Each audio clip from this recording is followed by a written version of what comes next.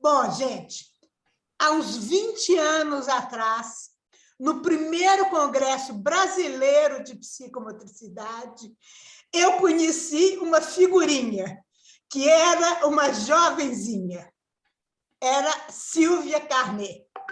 E, a partir de conversas, de encontros que tivemos, inclusive, teve as vivências do Lapierre, a Silvinha começou a fazer supervisão comigo. O que me encanta nela até hoje é esse elan vital, essa alegria de viver que torna ela uma grande empreendedora. Então, assim, ela escolheu depois fazer a formação com o Aucouturier, esteve na França com ele, fez a formação lá, trouxe a formação para cá, é representante, criou um Néctar, que tem não sei quantas filiais agora, acho que 3 ou 4. Então, assim, é uma figura assim, que dá vontade, sabe, se eu fosse criança, quando crescer, fosse igual a ela. Ser capaz de conseguir empreender tanto. Silvinha é daquelas pessoas que ser e fazer estão juntos. E ela tem uma interlocução grande com o Couturier e é uma excelente formadora. Vou deixar a palavra com ela. Ai, que delícia, que delícia. Bom, boa noite, pessoal, que bom estar aqui. Eu adoro esse sotaque mineiro, sou fã dessas mineiras que eu adoro, então eu me sinto um pouco em casa, estando aqui nesse capítulo mineiro da Associação Brasileira de Psicomotricidade. Quero agradecer a oportunidade, quero dizer que falar da prática Couturier é sempre para mim um prazer, então me convida que eu vou, porque eu gosto de fazer isso, né?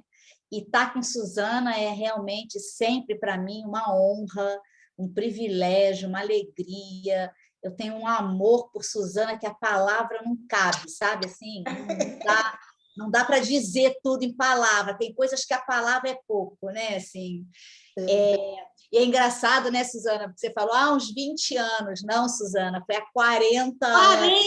40, socorro! 1982, o primeiro congresso. 82, exatamente. O primeiro congresso de psicomotricidade foi em 82. Lá se vão 40 anos que nós estamos nessa amizade, nessa parceria. Isso.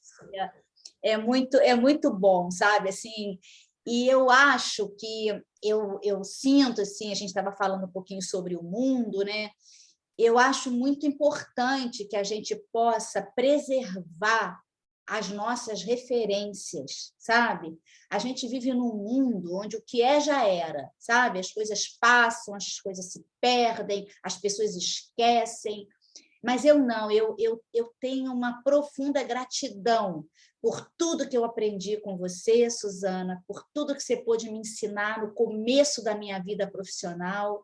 Eu não quero, não vou jamais esquecer, porque é referência, é base, e eu acho que a gente precisa cultivar no mundo de hoje as referências, as pessoas que contribuíram para a nossa formação, sabe? E digo isso já fazendo uma ponte com a infância. Eu sinto que as nossas crianças, elas precisam de referências, elas precisam de encontrar adultos que elas possam admirar, que elas possam aprender, que elas possam trocar, que elas possam, inclusive, ensinar, porque a gente aprende muito com as crianças, não é? Então, é bom para mim ter, né, na minha vida profissional, referências tão perto de mim, sabe? Assim, então, a Suzana é uma delas, né? E a outra grande referência que eu também tenho na minha vida e que eu também honro, prezo, agradeço e guardo, né, no lado esquerdo do peito, é o Bernard Couturier, que foi o criador de uma metodologia linda, eficaz e que vai ao encontro da infância, vai na direção da criança. E isso é tão fundamental, sabe? Assim, a gente poder pensar que a criança pode e deve encontrar essas referências. Deixa eu só desligar aqui para não fazer barulho. Que ela possa encontrar essas referências no seu entorno, no seu ambiente, sabe? Porque quando você encontra essas referências, isso vai um pouco na direção dessas relações parentais, assim, é quase como se a gente tivesse mais de uma mãe, mais de um pai. Isso nos toca no nosso infantil, isso nos toca naquele lugar de que a gente está sendo olhada, acolhida, reconhecida. E depois, ao longo do tempo, a relação vai se transformando. É o natural da vida, né? Então, às vezes, as referências passam, mas elas ficam guardadas dentro de nós, né? Então, eu tenho muita gratidão a tudo que eu aprendi com Suzana e tudo que eu aprendi com Bernard. Foram dois grandes professores, dois grandes mestres e duas grandes referências. E na prática o couturier, eu vou e volto, tá? Eu vou e volto. E na prática o couturier, a gente preza por este adulto que está ali diante da criança, para ela, por ela e com ela. E parece que são só 3 frasezinhas, mas, gente, colocar isso na prática é desafio de quase vida inteira. Da gente estar ali, entregue àquela relação, tendo uma responsabilidade de um cuidado pela criança, de estar ali disponível corporalmente, psiquicamente, criativamente. Então, uma metodologia que parte da expressão livre de um e de outro propõe que 2 existam. Então, a prática couturier, ela propõe esse encontro de 2. E isso é muito ontológico, isso é da nossa natureza. Nós somos seres de relação. E como seres de relação, a gente busca encontros e busca referências com quem a gente possa se olhar e se descobrir. Porque essa é a função de um espelho simbólico, essa é a função de um psicomotricista na vida de uma criança. Ser um espelho onde a criança possa se descobrir e possa se lançar no mundo. Então, esse é só um dos muitos conceitos que a prática couturier nos oferece, né? Eu comecei por aí porque eu acho que a gente precisa fazer as honras da casa, sabe? E depois a gente pode ir falando de outros, porque tem muitos, tá? Mas eu queria só dar uma voltinha e eu queria poder falar, assim, dentro do pedido, da programação, assim, o que nesta prática me encantou, por que eu me propus a representá-la, porque eu passei praticamente quase toda a minha vida profissional representando essa metodologia, né? Eu conheci Bernard em 1990. Então, olha quanto tempo, né? São mais de 30 anos de um encantamento que não passa, porque é impressionante, embora eu trabalhe há mais de 30 anos com essa metodologia, parece que é sempre o primeiro dia, porque ela abre um campo tão grande de possibilidades, né, de qualidade de relação, de criação, de novas propostas, que a gente não cansa, né? Ela está sempre ali. E é incrível como eu encontrei, né? E eu acho que eu tive a sorte, o privilégio de encontrar uma técnica que combinava comigo. A prática couturier, ela combina com a minha personalidade, ela combina com os meus valores, ela combina com os meus princípios de vida. E eu acho isso tão fundamental, a gente trabalhar com algo que faz sentido para a nossa vida, não só profissional, mas também pessoal. A prática couturier é quase uma filosofia de vida, porque você vai colocando aqueles valores que você desenvolve no trabalho com a criança também na vida. serve para os filhos, serve para a relação com os pares, com a família. É impressionante. E esse é o grande desafio. Por exemplo, quando eu formo a minha equipe, né, esse final de semana eu estava com ela, olha como é enorme o desafio de fazer com que um profissional possa colocar na sua vida cotidiana o que ele pratica na sua vida profissional. Porque não adianta você vestir uma roupa, um uniforme dentro da sala e lá fora ser outra coisa. Eu acho que tem que ter uma coerência entre o que a gente é e o que a gente faz, porque senão não se sustenta. Então, principalmente numa metodologia que parte da expressão livre de um e de outro, esse encontro precisa se dar na autenticidade, na espontaneidade, na verdade, sabe? Porque é isso que a criança vai decodificando. Ela descobre no corpo do outro essa presença, essa identidade, sabe? Esse viés vocacional, que é outro tema também que eu acho que é importante a gente falar. Eu acho que é um tema que a gente fala pouco, sabe? Qual é? A gente tem que estar todo dia checando se a gente está no lugar certo, fazendo o que a gente nasceu para fazer. Porque tudo isso é um combo que anima a nossa competência profissional. Então, eu comecei falando das referências, da gente referenciar aquelas pessoas que vão nos trazendo essa identidade. Então, não é só a gente ir lá fazer nossa terapia, ficar uma hora lá. Não, é na prática que a gente vai se conhecendo. O que faz sentido na minha vida? O que eu acredito? O que eu quero, sabe? E eu acho que tudo isso a gente encontra dentro da prática Couturier, porque os valores dessa metodologia, eles alinham com a ética, sabe? Com a possibilidade de você representar uma cultura que vai fazendo sentido na tua história, né? Então, não adianta, por exemplo, um psicomotricista dizer, eu trabalho com a integração psicossomática, mas qual é o lugar do seu corpo, na sua história, na sua vida? Como que esse corpo pulsa? Como que ele se manifesta? Sabe? Então, por exemplo, os profissionais que trabalham com a criança, como que a ludicidade se manifesta? Porque ela não é pela linguagem verbal.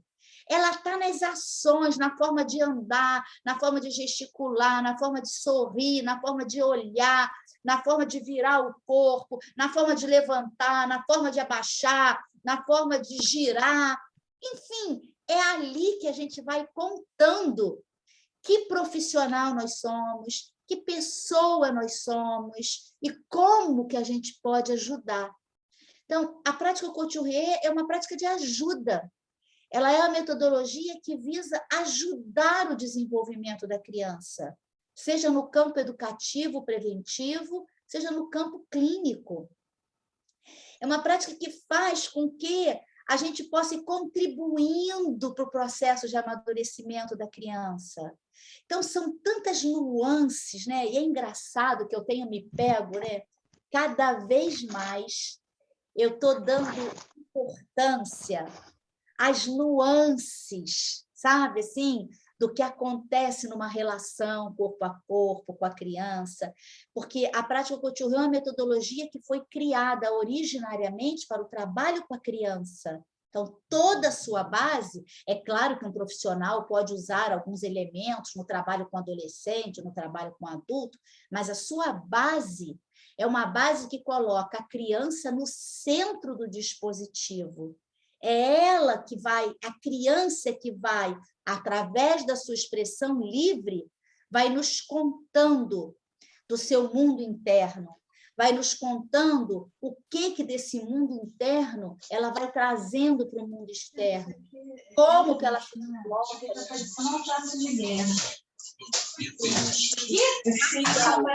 Marcelo que está fazendo bagunça na live.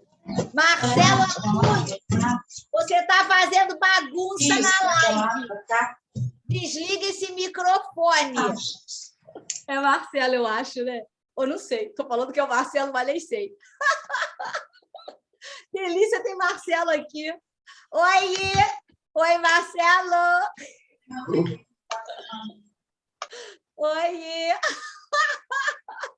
Ô, Marcelo, você é um bagunceiro. É um bagunceiro. Ai, meu vizinho de Araras querido, tudo bem? Ó, acabei de ver Nivaldo, a gente é muito delícia. Cássia, que delícia ver esse Boa pessoal. noite a todos e a todas. Boa noite, Nivaldo. Boa noite. Já vi a Nelly, agora vejo vocês. Que coisa boa falar. É isso que eu estava pensando, que a gente podia criar um clima descontraído, a gente podia trocar. Eu estou só introduzindo, tá? Estou fazendo minha declaração de amor aqui, a prática couturier, porque eu gosto de fazer. Já fiz declaração de amor para a Suzana, já fiz declaração de amor para a Bernard, mas está tudo bem, gente, porque esse mundo está precisando de amor mesmo. A gente está num mundo que a gente precisa falar mais de amor, sabe? Assim, eu sempre digo assim, eu acho que o amor, sabe? Assim, o movimento, eu acho que são elementos que vão compondo o mundo, sabe? Assim, eu acho que a gente precisa considerar tudo isso como fontes de vida, né? Então, eu estava fazendo essa declaração e dizendo, então, que eu conheci Bernard em 1990 e de lá para cá a gente fez esse percurso longo, né, de troca, de aprendizagem. A gente montou a formação aqui no Brasil, Bernard ficou muitos anos formando aqui e depois, então, eu assumi esse lugar de formadora, que eu também tenho muito orgulho e sou muito grata. Tudo que eu aprendi, Bernard, olha, foi de uma generosidade, ele é muito generoso. Eu acho que Bernard tem essa característica, essa habilidade de poder transmitir. É que nem o livro que ele escreveu. Quando a gente lê o Método Couturier, esse livro aqui, que é o livro que eu estou até estudando com um grupo atualmente, quando a gente lê o Método Couturier, a gente sente a generosidade, né? Primeiro que eu acompanhei a escrita desse livro. Esse livro levou mais de 10 anos para ser escrito. E não é fácil, né? A escrita não é a maior habilidade do Bernard, ele faz um certo esforço. Mas, por outro lado, ele sempre foi muito generoso de transmitir nesse livro tudo que ele achava que era fundamental para que um profissional pudesse exercer a prática au couturier, mesmo aqueles que não têm formação, mas que vão beber, né, dos conceitos, tal.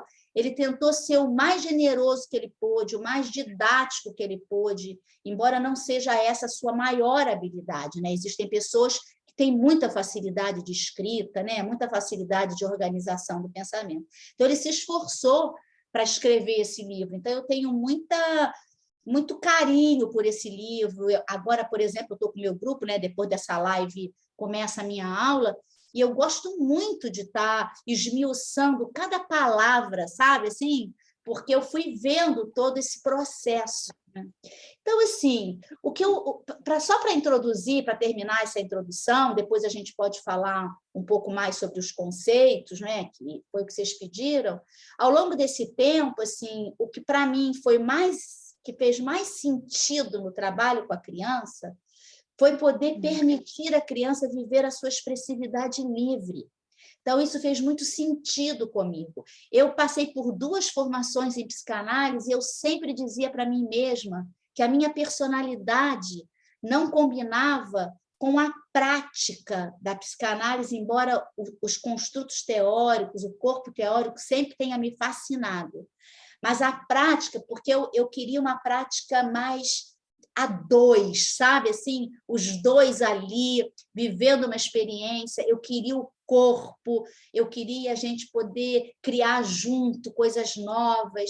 Então, foi assim que eu fui construindo o meu percurso. E, junto com isso, veio o Necta, que eu criei como um espaço onde eu poderia exercer a minha prática clínica, né?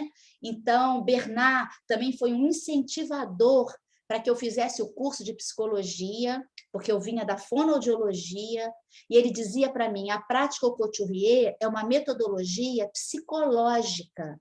A psicologia da criança é uma linha de força. Então, Então, você precisa estudar psicologia. E lá fui eu. E foi ótimo. Foram 5 anos que eu achava que não ia acabar nunca, mas acabaram, sabe? Assim, passa, porque tudo na vida passa, né? Passou. E foi incrível essas coisas do universo, né? No dia da minha formatura, Bernard estava no Brasil. Então, ele foi a minha formatura e foi uma emoção. É quase como se eu tivesse dedicado aquele diploma de psicóloga, porque ele insistiu tanto. Olha, eu conheci Bernard em 90. Eu comecei a faculdade de psicologia em 93. Ele ficou 3 anos tentando me convencer a fazer psicologia. E eu dizia, eu vou voltar para outra faculdade, eu já fiz essa. Mas que nada, ele dizia, não, eu acho que você tem que fazer, é importante, tal, parará. E lá fui eu, ainda me meti numa faculdade que tinha, a psicologia era horário integral, que é a PUC aqui no Rio, e lá ficava eu na PUC, eu com um filho pequeno, porque também a gente tem que contar essas coisas, porque parece que é assim, mas que nada, eu com um filho pequeno, tendo que ir lá, pagava aquela faculdade, ficar o dia inteiro. Mas, enfim, gente, depois foi ótimo. Depois que eu me formei, eu me senti mais apropriada do trabalho que eu realizava, eu me senti mais empoderada para ajudar as crianças. Foi realmente um presente que Bernard me deu de me empurrar para o curso de psicologia, né? E aí o tempo foi passando, então, quando eu conheci Bernard, eu também criei o NECTA fez 30 anos agora, há pouco tempo, né? Suzana estava lá com a gente, foi muito legal, aquele evento, assim, para mim foi inesquecível, os 30 anos do NECTA, a gente fez lá na minha casa. Em Araras, é. Foi incrível, gente, assim, tinha uma equipe maravilhosa de streaming, a gente foi passando também online, olha, foi realmente muito emocionante, assim, né? E agora o NECTA, né, a gente está se fortalecendo, né, assim, a gente lidou com essa pandemia, que também foi uma escola, um aprendizado, e agora a gente está recebendo essas crianças que estão chegando, né, assim, após esse período de 2 anos de pandemia, quase 2 anos, né, de pandemia, e são novos desafios, são outras questões que nós estamos vivendo. Mas é impressionante como a prática Couturier vai ao encontro da ajuda a essas crianças, sabe? Assim, é impressionante, porque essas crianças elas chegam ressentidas, elas chegam quase como arrebentando, assim, sabe? O cabo de guerra ali com a família, do período que viveu ali, naquele ambiente, como isso desgastou relações, sabe? Então, é claro que tudo na vida traz coisas boas, é verdade. Eu acho que nós não somos os mesmos, eu acho que bobo foi aquele que não aprendeu com essa experiência da pandemia, porque a pandemia trouxe muita aprendizagem, muita, sabe? Mas também trouxe muitos preços a se pagar, né? Com certeza. Eu acho que ninguém sai dessa pandemia incólume. Eu não acredito nisso. Alguma dor tem, sabe? Assim, ou uma perda, ou, enfim, um desafio. Então, eu sinto que a gente agora está começando uma nova era. Eu sinto isso, inclusive, dentro do NECTA, sabe? Assim, eu tenho trabalhado isso com a minha equipe, como a prática Couturier pode estar junto dessas crianças e dessas famílias, colocando em prática todos os conceitos que Bernard colocou aqui, porque são conceitos humanistas. A prática Couturier é uma prática humanista, é uma prática que preza, que valoriza, que cuida das relações. Então, a gente hoje está dando conta das crianças, mas a gente também tem dado muita ajuda aos pais, que é algo novo. Não que a gente não ajudasse antes, mas hoje eles têm uma demanda muito clara, um pedido de ajuda muito claro, sabe? Assim? Então, a gente também está se adaptando a essa demanda que está vindo, que também vem dos pais. E por quê? Porque eu acho que, diante dessas questões que a gente viveu e da complexidade do mundo contemporâneo, porque o mundo contemporâneo é extremamente complexo, os pais estão se afastando, e vocês sabem que isso, para mim, é uma bandeira, estão se afastando da sua ludicidade. E é uma pena, porque o lúdico é uma força vital, primária, não precisa comprar no supermercado. E ela é do campo da saúde. Ela pertence à nossa natureza, não com exclusividade, mas pertence também à nossa natureza. Então, é uma pena quando os pais se afastam dessa ludicidade, eles são sobrecarregados por todos os desafios que o mundo contemporâneo vem trazendo, né? Eu tenho trabalhado muito com a minha equipe agora, não sei se vocês já ouviram falar desse autor sul-coreano que escreveu uma série de livrinhos chamado Byung-Chul Han, onde ele vem falando da sociedade do cansaço, onde ele vem falando da perda dos rituais, são vários livrinhos. E ele vem trazendo uma perspectiva, na minha opinião, muito real do mundo contemporâneo, do que a gente vem vivendo hoje. E o que ele fala se aplica a nós que estamos na vida e a esses pais que, além de dar conta de tudo que a vida vem propondo hoje, né, e todas as questões ligadas ao individualismo, que é um tema que eu acho que a gente podia ficar 10 horas aqui falando, ligado, sobretudo, a esses novos hábitos da virtualidade e a correlação que tudo isso tem com a qualidade da relação com a criança. Então, as crianças vêm chegando, denunciando essa questão, sabe? Por exemplo, na nossa casa do Maitá, no Néctar do Maitá, a gente desce com as crianças pela escada e quando elas vêm descendo a escada, que elas olham os pais ali embaixo com seus celulares e que não acompanha a esse ritual da descida da escada, porque tem uma poética na descida da escada. Eles vêm descendo degrau por degrau, tem um vidro assim, aí eles vão olhando pelo vidro, sabe? E essa poética dessa descida da criança na escada, os pais estão tão envolvidos com o que eles estão fazendo, né? Com o que esses autores vêm chamando, né? Desse novo órgão do corpo. Entender um celular como um órgão do corpo é algo que transforma o mundo. Então, eu acho que tudo isso a gente precisa discutir, porque as crianças se ressentem e elas chegam lá, elas incomodam, porque o pai ainda não acabou de mandar o e-mail, ou ainda não acabou de ver tal coisa, ou ainda... Então, esse acolhimento do término da sessão, por exemplo, né? E o acolhimento é um conceito-chave da prática couturier, né? Então, as crianças se ressentem, porque elas querem ser acolhidas, elas querem contar o que aconteceu na sessão, elas querem dizer o que elas construíram com aqueles blocos de espuma, que é o material base da prática couturier, elas querem contar o que elas imaginaram. Ela precisa ter um interlocutor para isso, né? Então, esse é só um exemplo do que a gente está hoje tendo que manejar. Isso é novo, sabe?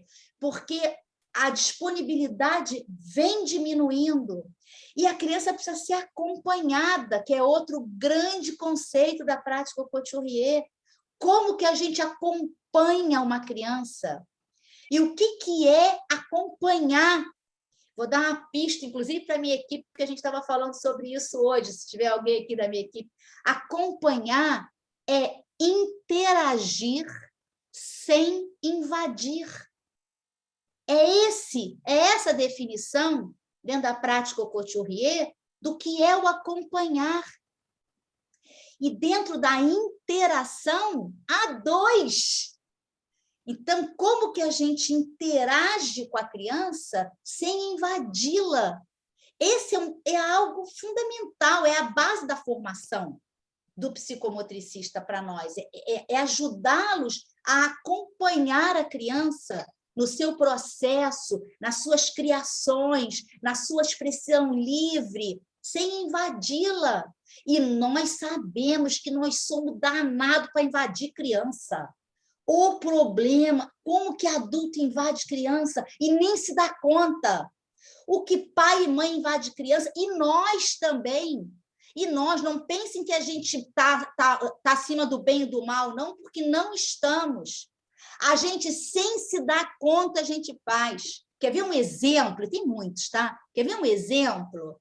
A gente tem uma tendência, e é por isso que eu falo que eu gosto dos detalhes, a gente tem uma tendência a, quando a gente se depara com a mãe, uma criança, como a gente já tem uma certa altura, que está na dimensão, né, vertical, paralela ali àquele adulto, sem que a gente se dê conta, tá? Porque isso tudo vai dar ordem no inconsciente. A gente diz, boa tarde, fulano, e depois a gente abaixa a cabeça. É o contrário.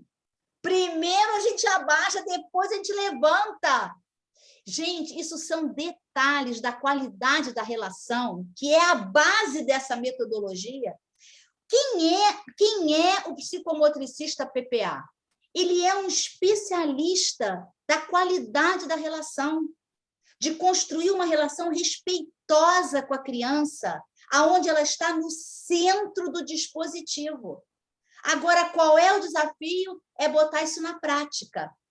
É formar profissionais que chegam querendo entender a teoria, querem aprender a técnica pronta. Como que você vai ajudando aquele profissional a entender que tem algo que é do campo do sutil e que a gente vai ter que discutir ad eterno, porque a gente vai ter sempre uma coisinha para ajustar, sempre alguma coisa que a gente tem que poder olhar, se nós quisermos colocarmos o conceito de respeito na prática, porque respeito é clichê. Agora, como que põe na prática é que são elas. Como que a gente faz isso? Aí que a questão mora. Então, esse é um tema que eu acho que também daria um encontro um dia inteiro, da gente discutir as ações que movem o respeito ao outro. Da onde vem? Como que isso se cria de dentro para fora? Então, são manejos da clínica, são manejos que precisam estar aplicados na educação. Eu, por exemplo, eu sempre falo, atualmente tenho falado demais isso, eu ando muito preocupada com a volta dessas crianças para a escola. O que nas escolas foi discutido para acolher melhor essas crianças que vieram dessa experiência de 2 anos em casa, da pandemia, do fantasma da morte rondando. As crianças não chegam às mesmas.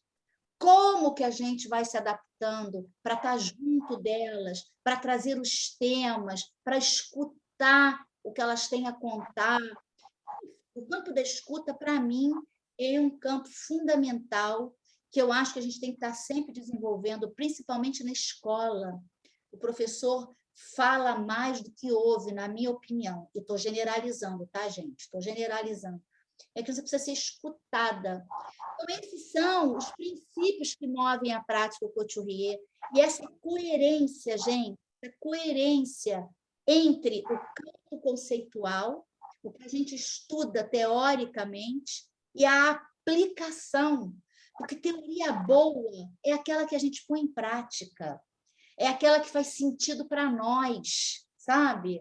Atualmente tenho brigado à beça com os neurologistas, estou até cansada. Essa semana mesmo já briguei com outro. Eu brigo, sabe por quê?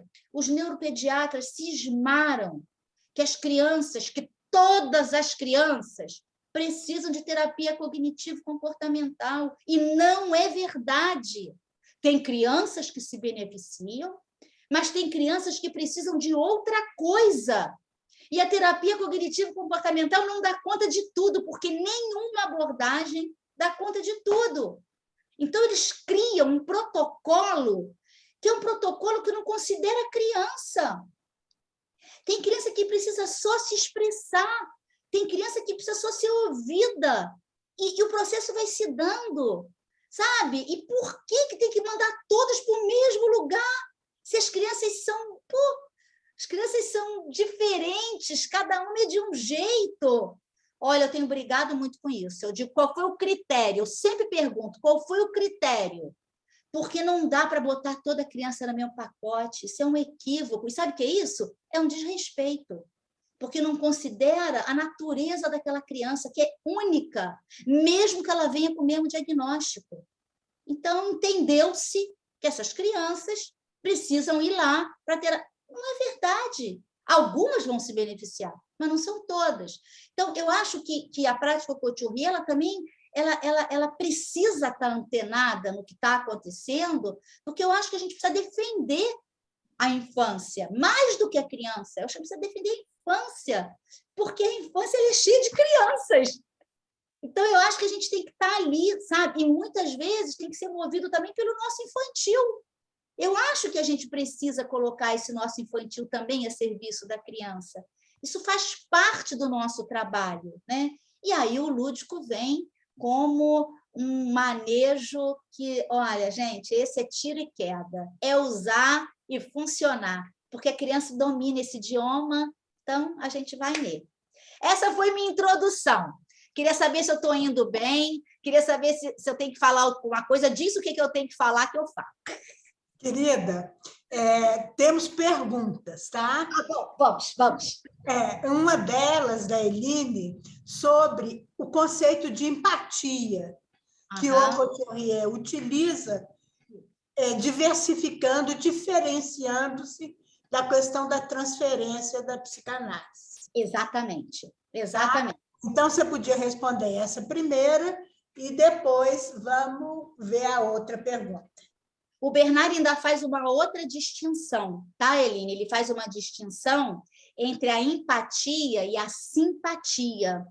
Ele também faz essa distinção, porque ele diz que a simpatia é quando você vai vivendo nas relações coisas que vocês têm ali em comum, que vai criando os pares nas relações, que você vai podendo se transmitir para o outro para você, numa vida mais cotidiana. E ele reserva o conceito de empatia dentro de um manejo profissional, não que não seja uma característica nossa humana e que a gente possa ter, mas no campo da ajuda, ele acha que a empatia é um elemento fundamental que a gente deve estar a serviço do campo de ajudar o outro. Então, ele faz uma distinção. Para ele, a simpatia pertence ao cotidiano, ao que a gente vai vivendo nas relações, aonde a gente vai se identificando com os pares, aonde a gente vai trocando as experiências e as sensações. E ele traz, né, do campo humanista essa noção de empatia relacionada à ajuda ao outro. Ou seja, para que eu possa ajudar ao outro, eu preciso me conectar empaticamente. Daí vem o conceito que ele utiliza de ressonâncias tônico-emocionais recíprocas empáticas. Porque, para ele, essa ressonância ela precisa ter como base a empatia, essa capacidade que eu tenho de perceber o outro, de sentir o outro, de me descentrar na direção do outro. Então, essa é uma grande diferença para ele. E ele sempre gosta de trazer, de falar sobre isso, porque a gente trabalha justamente com esses conceitos que a gente vai extraindo da psicologia humanista. E a empatia é um deles. Tá? Então, esse conceito é grande, o termo é grande, porque a ressonância ela vem no corpo, no tônus, então ressoa em mim a ação do outro, tá? Ela é tônica, porque ela passa pelo nosso tônus, não há como ser diferente, né? Então, ela é emocional, porque ela mobiliza os nossos afetos, né? E ela vem em forma de emoção, tá? Então, ela é ressonância tônico-emocional, recíproca, porque ela vai para lá e ela vem para cá, porque eu também afeto a criança com quem eu sou, com o que eu faço, com o que eu digo, com a entonação da minha voz, enfim, com o meu desejo da ajuda. Tudo isso ressoa na criança, a maneira como eu estou, as minhas crenças, como que eu gesticulo, como eu falei no começo. Tudo isso vai ressoando na criança como um espelho simbólico, né? Mas tudo isso se dá no campo da empatia. E a gente sabe que uma das consequências, que eu sempre gosto, porque eu tenho estudado demais, gente, o mundo contemporâneo, eu tenho lido muito sobre isso, porque ele me inquieta e eu acho que conhecer, estudar, é uma maneira de me aproximar também dessa inquietude que eu venho vivendo. E eu sinto que um dos aspectos, né, do individualismo que vem marcando, né, esse mundo contemporâneo é justamente o risco da perda da empatia. E isso é algo que a gente precisa cuidar. E, gente, o individualismo ele é um tema que ele tem várias direções e ele tem vários caminhos de análise, sabe? Assim, mas, efetivamente, ele hoje é uma das marcas do mundo contemporâneo. O mundo contemporâneo vem nos levando na direção do individualismo, né? Então, a gente tem todo um sistema que vai nos levando nessa direção, né?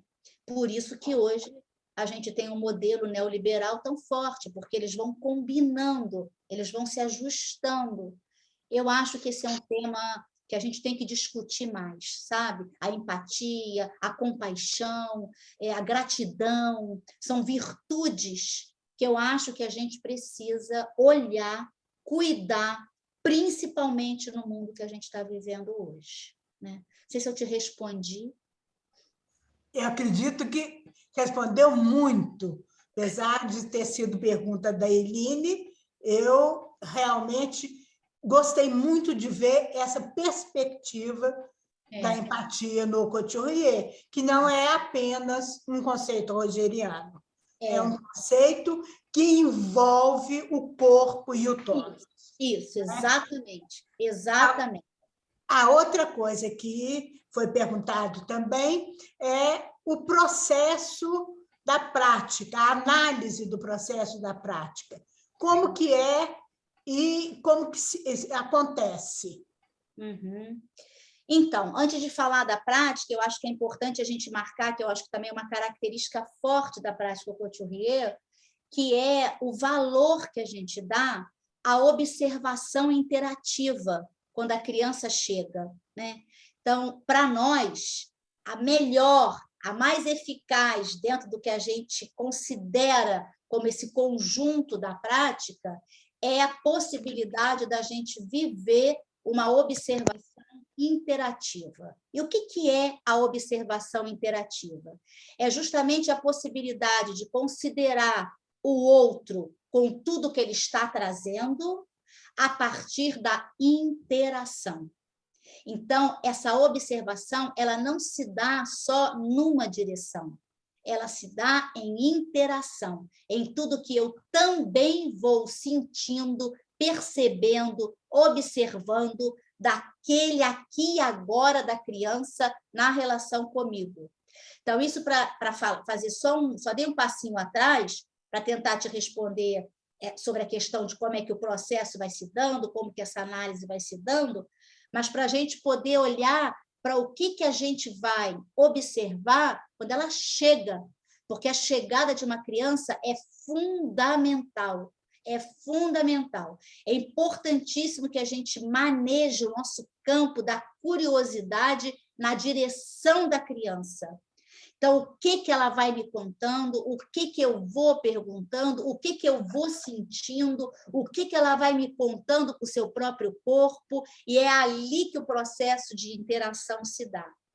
E eu gosto sempre de frisar que, dentro de uma abordagem relacional, interação é carro-chefe. É carro-chefe, tá? E como que o processo vai se dando? Eu não sei se foi essa a pergunta do que vocês chamaram da análise da prática, né? Mas o que vai acontecendo? A criança, como a gente parte da expressão livre de um e de outro, a maneira como a criança vai trazendo as suas questões, a maneira como ela vai falando das suas dores, das suas angústias, dos seus sofrimentos, vai se dando em processo, né? Então, ela vai contando progressivamente. Uma criança não conta tudo de uma vez só. É uma ilusão a gente pensar que a criança vai contar tudo de uma vez. Não vai.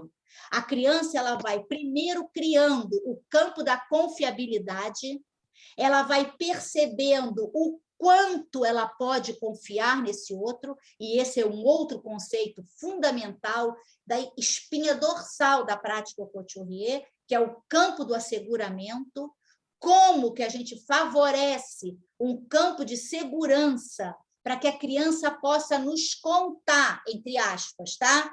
Do seu sofrimento, da sua dor e também dos seus potenciais, porque é importantíssimo que quem trabalha na clínica que considere que o outro lado da dor é o potencial, é tudo que a criança tem, é tudo que ela também quer contar.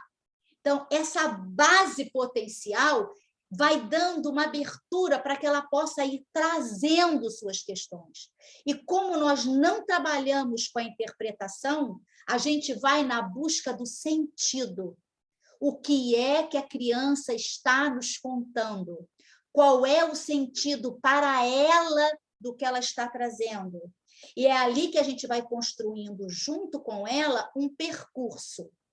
A expressão livre, ela se dá tanto em processo, como ela abre o campo dos contextos.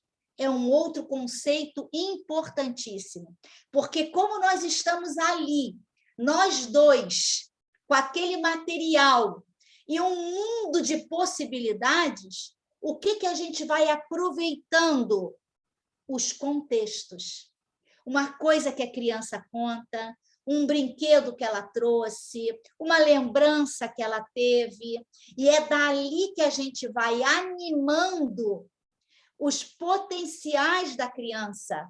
É ali que a gente vai contando, entre aspas, para ela tudo que ela pode para além do seu sofrimento. E quais são os indícios, os parâmetros que nós vamos observando que o processo vai andando? Porque a criança vai se transformando. E um parâmetro fundamental de análise do processo é a transformação da criança. Que, gente, não tem Mastercard que pague, né? Porque é de um prazer ver uma criança se transformar, ver uma criança poder começar a desenvolver seus potenciais, ver uma criança inibida começando a descobrir um prazer de agir, ver uma criança agitada, impulsiva, começar a sentar para contar um caso, para ler um livro, para falar do que aconteceu na escola ontem. Então, os nossos parâmetros, a análise do processo se dá na transformação de comportamento, de postura, de imaginação, de criatividade, de confiabilidade. Porque as crianças, vocês podem observar, as crianças que chegam extremamente agressivas, no fundo, tudo que elas querem é um campo fértil de asseguramento, para que elas possam sair daquele modus operandi que ataca, que reage, para que ela mostre o que ela tem dentro dela. Ela tem muito mais para mostrar. Então, eu acho assim, que esse lugar do potencial da criança, de tudo que nasce com ela, porque potencial é o que vem conosco a ser desenvolvido ou não, o Winnicott fala tão bem sobre isso, esse campo potencial que a gente vai trabalhando com a criança, produz o quê? Transformação. Então, quando ela vai... Porque todo mundo fica feliz, né? Ela fica feliz, a família fica feliz, o terapeuta fica feliz, o mundo agradece, porque ela vai se transformando, ela fica mais feliz, ela acredita nela mesma.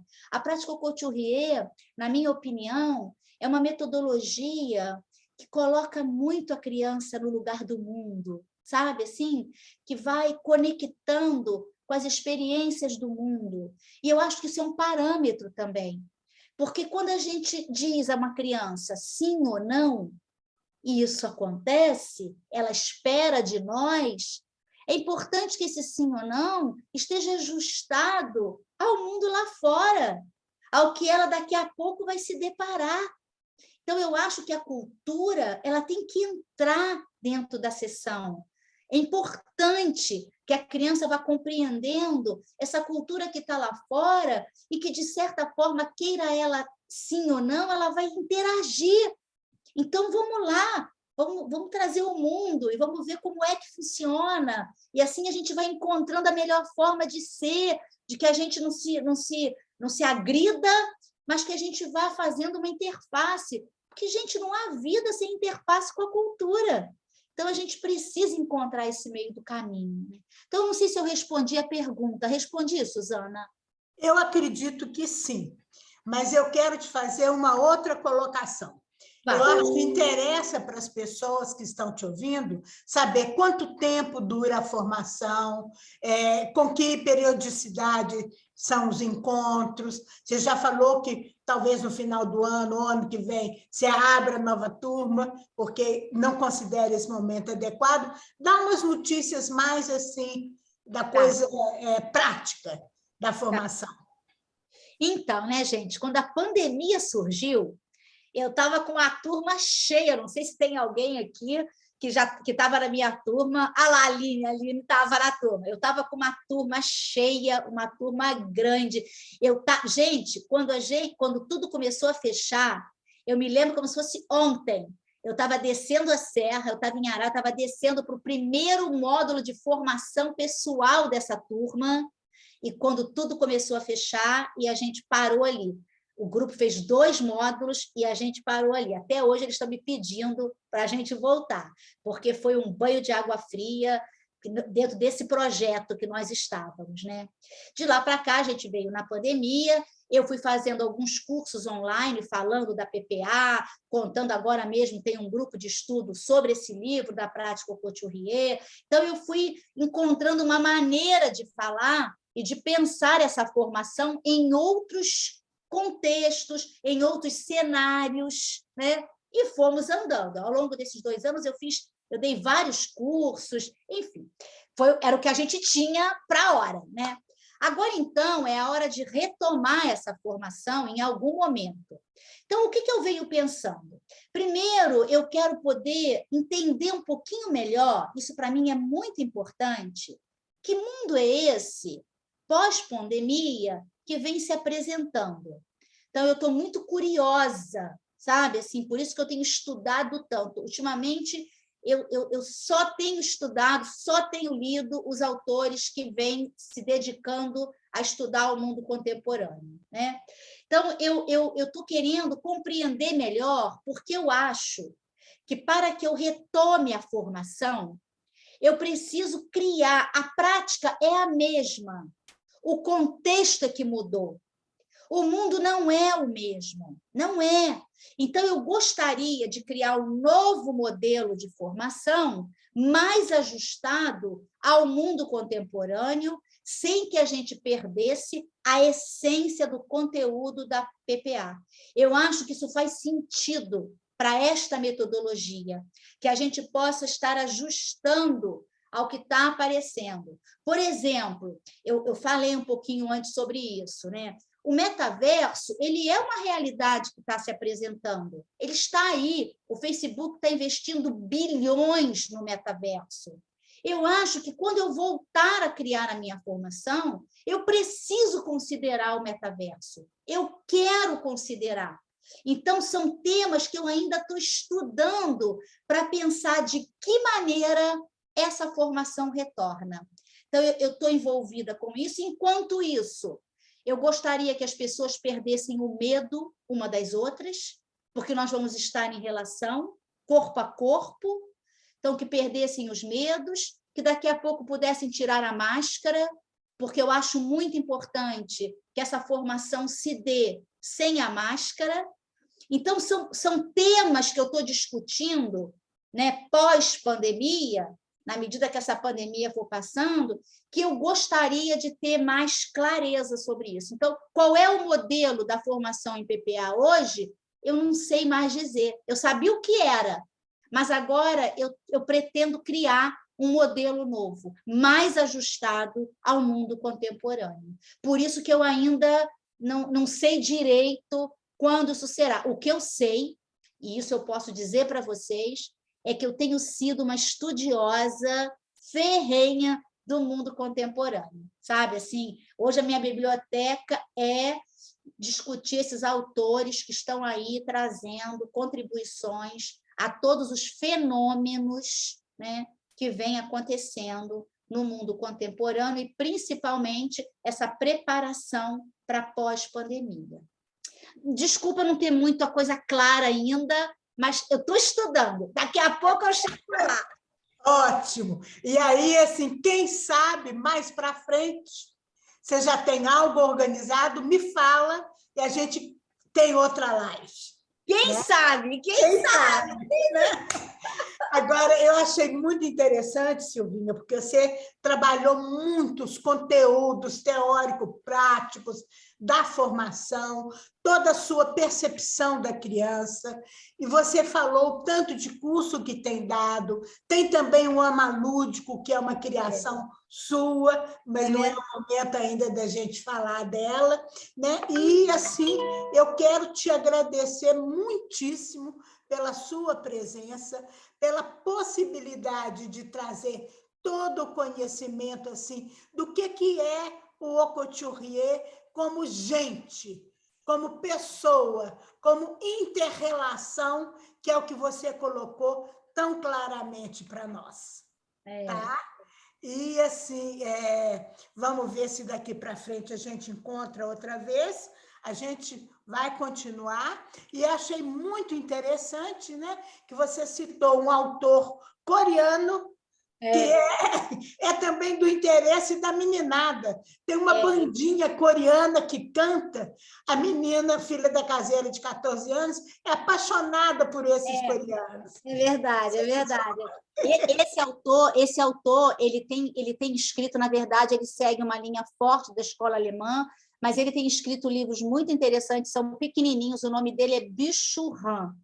E ele tem escrito... lá, a Aline está com ele na mão. Ela pôs, não, e pôs também no chat, para todo mundo ver, porque o Marlon perguntou o nome do autor. Os livrinhos são pequenininhos, mas são interessantes, nos trazem muitas reflexões. Ele atualmente tem sido considerado um dos grandes filósofos que vem tendo uma voz no mundo contemporâneo, né? A gente teve até muito pouco tempo o israelense, que era o Harari, agora está sendo uma interlocução com esse autor, e fora o Mohan, que está aí ainda, sei lá, gente, no formal, continua dizendo coisas tão interessantes, e tantos outros que vêm estudando, autores que não são tão renomados, mas que estão nas universidades pesquisando. Tem muita coisa bacana para a gente se aculturando, sabe? Assim, isso. Eu acho que vale a pena, porque isso tem a ver com a nossa responsabilidade de formar, sabe? Eu acho que um formador tem que estar aculturado, tem que estar estudando, seja o que for de interesse, mas que tenha a ver com a coerência da sua formação. É isso que eu penso, sabe? Maravilha! E queria dar uma outra dica para o pessoal. Busquem o YouTube da formação, do Néctar, que tem, assim, milhões de videozinhos que vocês vão se encantar. Se inscrevam no canal, eu sou inscrita e vejo sempre. Agora eu vou começar uma série nova, chamando Bora Pensar a Infância, e eu vou começar a gravar uns vídeos, porque eu quero falar dessa infância mais contemporânea. Eu acho que tem vários temas que a gente tem que abordar. Eu vou começar uma série nova. Estou animada. E o perigo da Silvia é esse. Um dos vídeos, por exemplo, ela fala: o que tem na mochila da criança? Gente, eu estou cada vez mais encantada com os detalhes. Eu não tenho mais paciência, eu acho que é porque eu estou ficando velha, com os grandes discursos para impactar, sabe? Palavras bonitas, rebuscadas. Eu gosto dali, ó. O que tem dentro de uma mochila de uma criança? O que acontece quando uma criança disputa o baldinho com outra na praia? São essas coisinhas que hoje estão me atraindo, sabe? É a filigrana, é um pouquinho, porque eu acho que de grandes discursos, longe da prática, a gente já tem muito, sabe? É ali que a gente vai se sensibilizando, é no detalhe, sabe? Eu ando muito interessada nisso, Suzana. Muito. Isso. Ô, querida, eu te agradeço demais e proponho que todos possam abrir o microfone para falar, pelo menos assim, tchau, Silvinha, obrigada. Queremos te ver de novo. Saudade, saudade. Maiara, que saudade, minha querida. Beijo. Gente, tomara que tenha sido Obrigada. Beijo. Tomara que a gente...